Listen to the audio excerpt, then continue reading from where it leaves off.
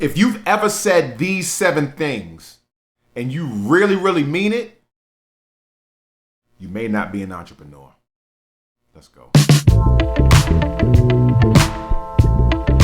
Hi, my name is Sean Slaughter, real estate agent and investor, and my mission is to help new real estate agents and entrepreneurs level up. And today, I want to help you determine if you really have what it takes to be an entrepreneur. Having an entrepreneur takes a certain mindset, and if you said these 7 things, it may give us a peek into how you're really thinking, and you may want to rethink entrepreneurship. 1, I don't want to work on weekends. Look, as a real estate agent or just an entrepreneur in general, you work when there's work. Why? Because unlike a 9 to 5, our check is not guaranteed. So when the work presents itself, you work. Does that mean that we don't have a schedule? Of course we have a schedule. Does that mean that we have start and stop times? Of course we do. And we should stick and abide by those start and stop times. But when the work is available, somebody calls me on a Sunday and my favorite football team is playing at 1 o'clock, but they want to go see 3 houses, we're going to go see 3 houses. 2, I want to make money based on my time, not my effort.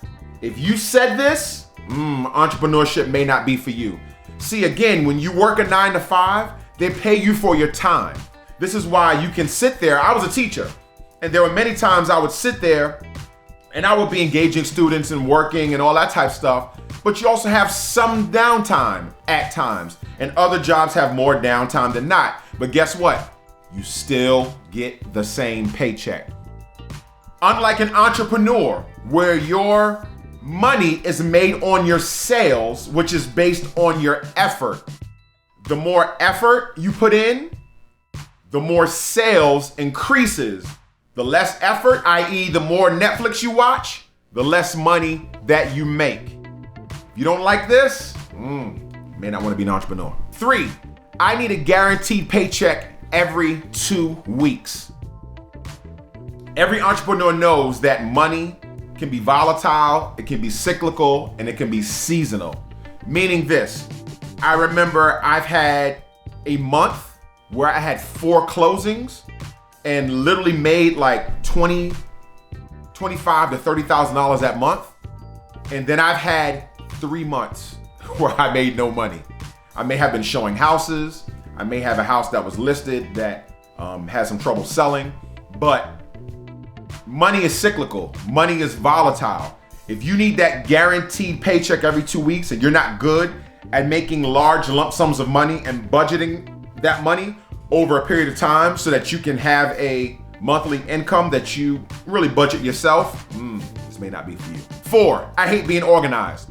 Now, I am an organizational freak, and so that is part of my personality, but everybody does not have that personality.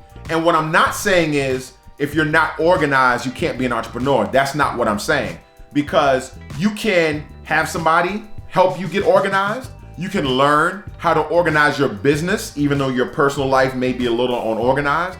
But if you bring that unorganized way of life that you live personally, clothes all over the place, papers all over, the car's a mess, blah, blah, blah, blah, but you don't have a system, a way of doing things, that's really what I'm talking about. A systematic, organized way of doing things for your business, you know what's gonna happen? People will complain. I called her and she never called me back. He said he would be here at 3, he didn't show up until 4:30. That's what an unorganized person looks like, and you will create a bad reputation for yourself. 5, I wanna work for myself so I don't have a boss. No. Every client of mine is my boss. I'm listing a house right now, and she calls me twice a day. And really, she's asking me about different things about listing the house, what she should do, all that type of stuff. She is my boss. She gets my attention, all right? You have actually more bosses, you know what I'm saying? When you are an entrepreneur, every product you sell, every home you sell, everything that you have all these different people that may call you. I've had clients that call me. I had a client hit me up and saying, hey, the home inspector did a home inspection and the plumbing is totally wrong, all right? Did I just brush him off because, he wasn't my client anymore? No. I tried to help him solve the problem. I listened to him if I couldn't solve the problem. But my bosses are the people that I serve. My clients are my bosses. So you'll actually have more bosses as an entrepreneur. 6, I have horrible time management skills. Your clients will judge you based on the time that you said you would do things and the time that you actually do them.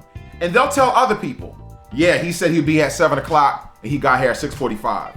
Or even the time management that you manage yourself with. When you say you're gonna get up at 9 o'clock and make these 4 or 5 phone calls. And then at 11 o'clock, you're gonna go and do this prospecting. And then at 1 p.m., you're gonna, record these videos for social media. And then at so on and so forth. You need to have good discipline and time management skills. At a job, they manage your time for you. They tell you when to come, they tell you when to take a break.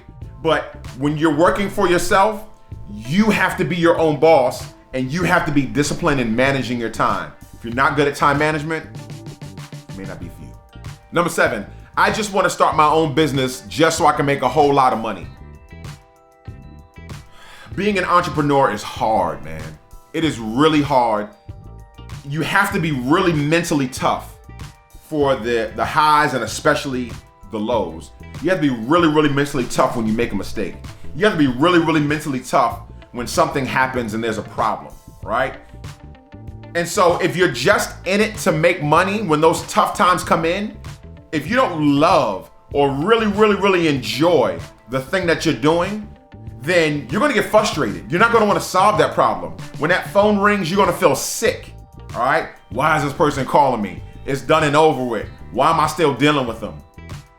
It is your love for what you do that gives you the strength to climb those mountains and get over those difficult times. But if you're doing it just for money, people can feel that, people can sense that, and over time, you'll have less and less and less business, and your object of making money will dissipate. You probably gotta go back and get a job anyway. Motivators, I hope that helps. My goal is always to motivate and inspire you, and I know this one could be a real wake-up call for some of y'all, and it's all good. I want you to go and live your best life, and I want you to do the thing that you feel like you were called to do and that you could be successful. There's nothing wrong with working the 9 to 5.